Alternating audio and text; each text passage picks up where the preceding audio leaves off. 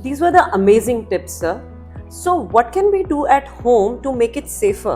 घर में home safety to prevent falls का सिग्निफिकेंट रोल है एल्डरली की केयर और सिक्योरिटी बढ़ाने में। ध्यान दें कि फ्लोर पे लूज रग्स या क्लटर ना हो। दूसरी चीज, वॉशरूम में ग्रैब करने के लिए बार्स हों जिसको फॉल होते हुए या चलते हुए अगर इम्बैलेंस हो तो एल्डरली लोग पकड़ सकें। दूसरा, घर में लाइटिंग एडिक्वेट रखें क्योंकि डिम लाइट एक बहुत बड़ा रीज़न है फॉल के लिए। और ध्यान दें कि आपका जो फ्लोर है वो गीला ना हो और वो नॉन स्लिपरी हो ताकि फॉल का रिस्क सिग्निफिकेंटली कम हो सके। Sir, तो home भी safe हो गया है and we have given the tips also. But one thing that every elderly asks and want to know about is what kind of diet or food they should include during winters to keep the body warm. Very nice question, क्योंकि diet का हमारे life में बहुत important role है। तो important है कि हम warm fluids time to time लेते रहें जो बॉडी में स्टिफनेस होने से रोकते हैं और बॉडी को वार्म रखते हैं। प्रोटीन रिच फूड लें जो मसल की मेंटेनेंस के लिए बहुत ज़रूरी है। एडिक्वेट कैल्शियम और विटामिन डी लें।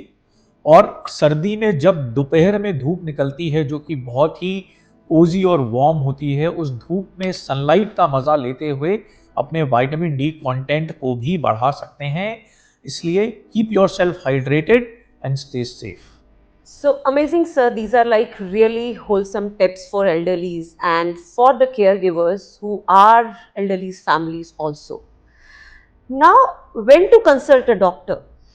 अगर आपके घर में कोई एल्डरली है जिसके स्टेप्स छोटे हो गए हैं, जो शफल कर रहा है, या जब वो चलने के लिए खड़े होते हैं तो उनको फियर जनरेट हो रहा है या इम्बैलेंस चालू हो रहा है, या फॉल्स की फ्रीक्वेंसी लगातार बढ़ती जा रही है, या पैरों में अचानक से या धीरे धीरे नमनेस या वीकनेस बढ़ रही है, तो ये सब न्यूरोमस्कुलर डिजीज, पार्किंसंस और स्ट्रोक के साइन हो सकते हैं जो एल्डरली में फॉल का रिस्क सिग्निफिकेंटली बढ़ाते हैं।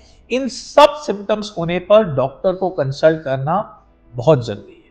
So, falls are not accidents, they are warning signs.